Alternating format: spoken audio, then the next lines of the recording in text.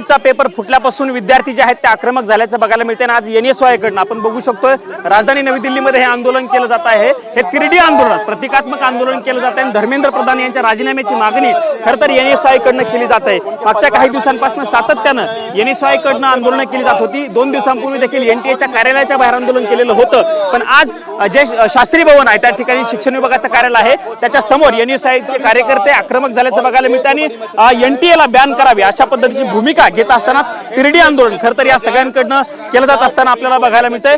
NSY चे कार्यकर्ते या आंदोलनामध्ये सहभागी झालेले आहेत आणि ज्या पद्धतीनं नीट पेपर फुटल्यामुळे विद्यार्थ्यांच्या आत्महत्या झालेल्या होत्या तोही मुद्दा या सगळ्या कार्यकर्त्यांनी केला। आपण बातचीत करण्याचा प्रयत्न करूया। आप आंदोलन कर रहे हो, तिरडी लेके आए हो आज।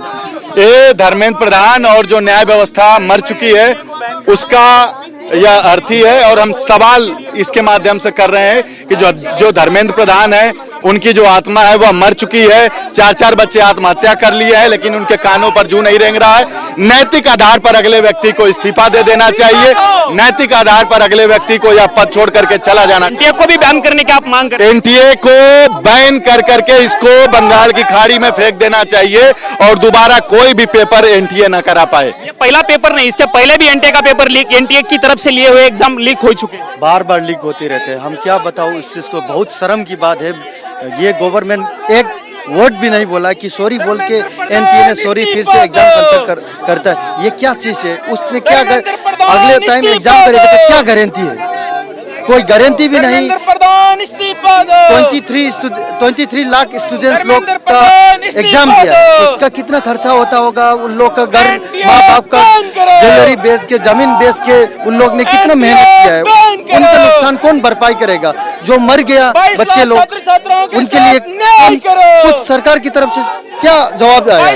इस चीज के लिए हम बहुत दुख है कि हम चाहते हैं कि NTA को बैन करो और धर्मेंद्र प्रधान जी को हाँ। आपकी मांग क्या है? धर्मेंद्र प्रधान की इस्तीफे की मांग।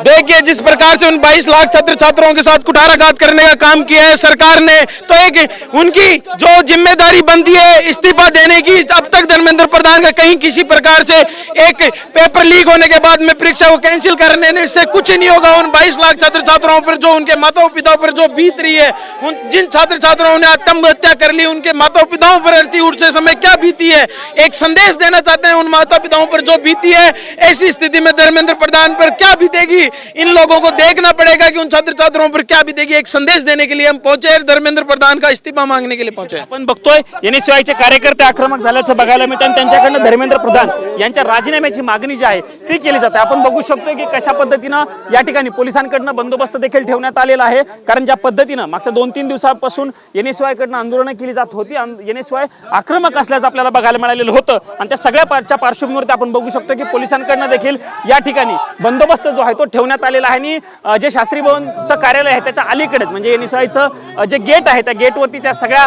कार्यकर्त्यांना जे आहे त्या पोलिसांकडनं अडवलं गेल्याचं आपल्याला चित्र बघायला मिळतं। पण या कार्यकर्त्यांची मागणी एकच आहे की धर्मेंद्र प्रधान यांनी राजीनामा द्यावा, कारण ज्या पद्धतीनं या परीक्षेमध्ये पेपर लीक झाल्यामुळे विद्यार्थ्यांनी आत्महत्या केल्या होत्या त्या सगळ्याला जबाबदार शिक्षण मंत्री धर्मेंद्र प्रधान आहेत आणि त्यामुळे त्यांनी राजीनामा दिला पाहिजे अशा पद्धतीची मागणी NSYच्या कार्यकर्त्यांकडनं केली जात असल्याचं चित्र आपल्याला या ठिकाणी पाहायला मिळत आहे। कॅमेरामॅन राकेश कुमार समी, प्रमोद जगताप, TV9 मराठी, नवी दिल्ली।